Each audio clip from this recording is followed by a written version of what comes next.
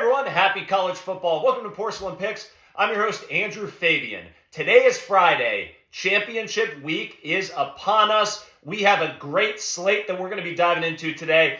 At Porcelain Picks, we are hell-bent on bringing you the locks you need as you scroll atop the porcelain throne. So good news for all you viewers. Joey Mack is back in action with the Maction Championship coming up tomorrow. A big Saturday slate. We've got a couple games Friday night that we're going to get to in just a moment. Thanks for sticking with us all season long. After championship week, we're going to be picking on the Navy-Army game coming up next weekend, and then we're going to dive into bowl season. We'll be all over that for you on a week-by-week basis. Okay, so we have 6 games that we're going to pick. I've got 7 picks among them. We're going to dive in with the Friday night action. All right, so we'll start with New Mexico and Liberty. Liberty, undefeated so far. They're 20th in the country. They are vying for a shot at the New Year's Six. They want to be the Group of 6 representative. They come into this game against New Mexico State as a 10.5-point favorite. If you recall, just a couple short weeks ago, New Mexico State went to Auburn and dismantled an Auburn team by 21 points. It was pretty miserable on the Auburn side. They may have been looking ahead to Alabama. We all know they almost beat Alabama last week. That game was a head-scratcher, but New Mexico State is a team that possesses a lot of strengths, as you saw in that game. Liberty, again, undefeated. Liberty comes in this game with a lot to prove from the Group of 5, trying to be that contestant to come out of it. We think Liberty is going to show up. We think Liberty is going to show up in a big way tonight. I like Liberty minus 10.5. Take them, lock it, flush it. All right, let's move to the bigger game of the night. We got Pac-12 championship. Oregon trying to redeem themselves from that loss earlier in the season against Washington. The Huskies come in actually as a 9.5-point dog. So a little bit of disrespect here that Washington's going to come into this game with. Some bulletin board material. 2 teams who have had different trajectories since that last game. Oregon, since losing to Washington, has just really poured it on. Their defense has been really, has come out with something to prove. They've been holding opponents to very minimal yards and points in the back half of the Pac-12 season. Washington's been on the other side. They have every game since that Oregon game, they've won by fewer than 10 points. So Washington's got it done, but it's been close, and they face a revamped Oregon team who's out for revenge. What's going to prevail in this game? Oregon, again, a 9.5-point favorite. Over-under is set at 65.5 of this game. I like Oregon just based on their defensive performance and what they can bring to this table. I think it's going to be tough for Washington to get pass protection for Michael Penix Jr. He's got some crazy weapons on the outside. He has 3 wide receivers who are going to be pros in a couple short years. But Oregon's defense is going to get after the quarterback as they have been the second half of the year. I also like Oregon's offense and how they match up against Washington's pass defense. Washington's defense is 124th against the pass in the country. Bo Nix is going to carve these guys up. I see this being a game where Oregon's going to push the pace early. If Washington gets the ball and they can score first, they may prove me wrong, but I do see Oregon overwhelming Washington in this game, and I think they win by at least 2 touchdowns in this game. I think Oregon wins this one about 34-20. I think it's going to be a little bit of a lower scoring affair than some people think. I lean under. I'm not going to lock that one, but Oregon minus 9.5. Lock it. Flush it. They're playing for a chance at the college football playoff, and they're going to try to bring their best effort at it. All right, we've got the MAC championship game Saturday at noon. We've got the Miami Redhawks facing Toledo. All right, so Joey Mack, he's been hesitant to pick against his alma mater or for his alma mater, the Miami Redhawks, all season long. But in this game, we need to drop a pick in here. Not taking either side of this game, but Joey Mack is very strong on the under. It's set at 44.5 at the time of this recording. It may drop, so try to lock it in now. This over-under is a little bit too high, even with Blaine Gabbert in this last matchup when these 2 teams faced one another. It was a 21-17 final. Gabbert got hurt in that game late in the third quarter. Could have been a different story, but that one went under. This is going to be more of the same. Under 44.5. Lock it, flush it, ride with Joey Mack. All right. Another night game or another afternoon game, we got Oklahoma State and Texas. That's the Big 12 championship game. Texas comes into this as a 14.5-point favorite. Again, Texas has not gotten it done in the style department necessarily. They've been playing pretty well. They've got Jonathan Brooks, their starting running backs after the season. Their two backups, they've got C.J. Baxter and Jaden Blue. Both these guys have showed up when they've had to the last 2 weeks. So their running game hasn't really fallen off too much. Oklahoma State's really just been a bit sluggish. Their offense is doing well back half of the season outside of that huge defeat at the hands of UCF. But Oklahoma State's gotten it done, and they've limped through a couple games here down the stretch. I don't necessarily see them bringing their A game to this performance. I think Texas, they need the style points in this one. I see Texas getting the job done and really pulling away towards the end. I think they might jump out to a quick lead. Oklahoma State may answer. Ollie Gordon, one of the best running backs in the country for Oklahoma State. I've been high on him all year, as you've all heard. But I like Texas in this game, minus 14.5.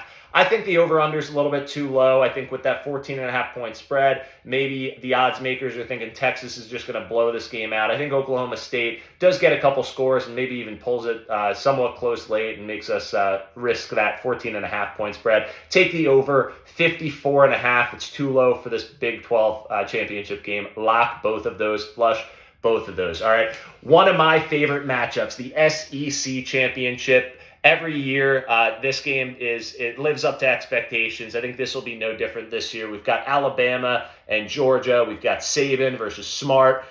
We've got Georgia coming in on the offensive side of the ball. They've got a great offensive line matching up against an injured Alabama defensive line, which could pose some problems in the rushing attack. Carson Beck has been really pivotal for Georgia at quarterback. If he has even an above-average game, they have weapons on the outside to match up with Alabama's secondary. Alabama's been improving in the secondary, but a couple weak spots there outside of Kool-Aid McKinstry. I think Georgia may be able to expose them there. And then just overall the pass and run protection, I think Georgia's offensive line is really strong, one of the best in the country this year. When Bama's on offense, I think it's also going to be a lot of strength versus strength matchups, but Jalen Milroe could be the difference maker in this game. I was very low on this guy earlier in the year after that loss to Texas. He had a couple tough games. I think his decision-making has really improved as the season's gone on. This guy's a physical specimen like we haven't seen in a while. Georgia hasn't faced a guy anywhere near Milroe's level of athleticism and size. I think he is going to be a beast for the next couple years for Alabama. I think he's going to show up in this game today. I think he brings it, and he's going to be a force to be reckoned with. Georgia, where they struggle actually on defense is their edge rushing. So Milroe may not be pressured as much as Georgia is going to need to pressure him in order to put him into those decisions that he has to make where he might make a poor decision and throw an interception. So I do like Bama on the offensive side of the ball as well. I think this will be a higher scoring game. The over-under set in the mid-50s right now. I'm going to stay away from that. But some of the other elements of this game that are just the intangibles, Saban in the SEC championship.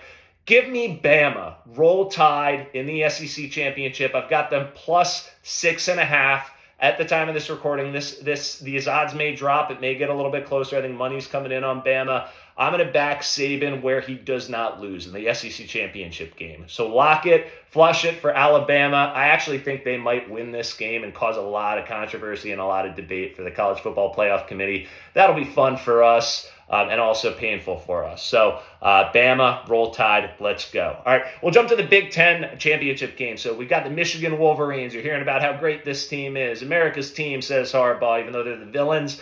Not really sure about that. I say that every week, but I won't dive into that. Iowa, the Hawkeyes coming into this game is just kind of a crazy story with how horrible their offense is. The worst offense in the country, but a top 5 defense in the country. Just such a weird situation with them making it. Obviously, the Big Ten West is weak this year. They don't have a lot of challengers to Iowa, and Iowa rolled through that schedule. You saw over-under. I've been fading Iowa all season long and taking the under. It's really paid off for me. Hopefully you followed suit. This over-under right now is 35.5. Again, two great defenses two top 5 defenses in the country. Michigan, obviously the better team. But what's going to happen in this game? Michigan's a 21.5-point favorite. Iowa's been hearing all week long that they have no chance in this game. People are laughing. Analysts are laughing as this game gets brought up. They don't even spend time talking about it because it's already like pre-organized right here. It's over. It's over. Iowa has no chance. That's all they've been hearing all week. The over-under is kind of funny. So 35.5 for the game. If you're following along, Iowa's over-under point total is set for 0.5 points in the first half and 0.5 points in the second half. That means the odds makers think they're not going to score in either half. So this could be a shutout for Michigan.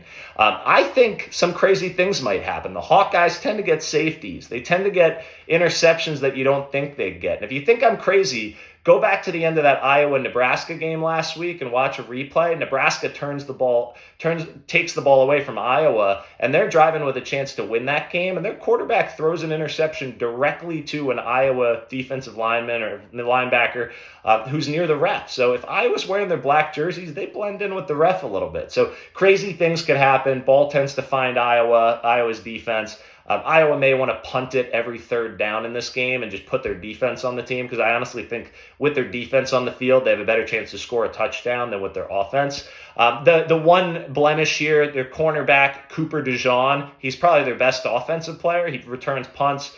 He had that infamous one that was called back for the phantom fair catch earlier in the year. He's out this game, which is unfortunate. Again, so Michigan minus 21.5. We've got the over-under at 35.5. I'm going to take the under 35.5, lock it, flush it. I'm also going to lean Michigan minus 21.5. I don't feel amazing about this pick. I think crazy things could happen. I think Michigan could win this game 24-7. Iowa could get a weird pick six or something to happen on special teams or a safety when it's 21-0 to make it 21-2. Any of that stuff could happen, but nevertheless, I'm going to take under 35.5, lock it, flush it, take Michigan minus 21.5. Hopefully it drops to 21 flat, but take that one, lock it, flush it. All right, last game I'm going to cover for championship weekend is going to be the ACC championship. So we've got Louisville and Florida State. We know Florida State is undefeated. They're without their starting quarterback and their best player, Jordan Travis, who unfortunately broke his leg a couple weeks back. Louisville comes in. They're just kind of on a tear. They had a good win against Notre Dame earlier this season. They've really been racking up the wins with their offensive performance. Their efficiency is one of the best in the country. They have a solid defense. Louisville is a 1.5-point dog in this game. I think Louisville wins this game outright.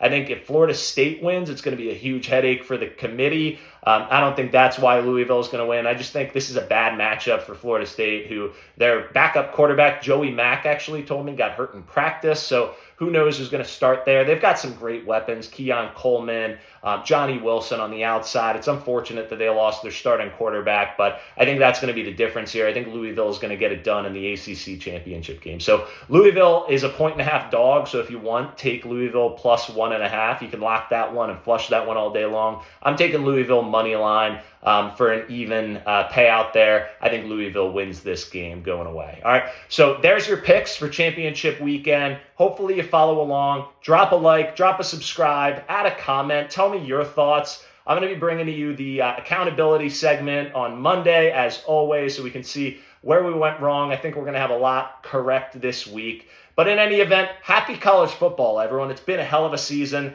It's sad to see it coming to a close, but we'll be here all bowl season and for Army-Navy next week. Lock it, flush it, let's go. Happy college football.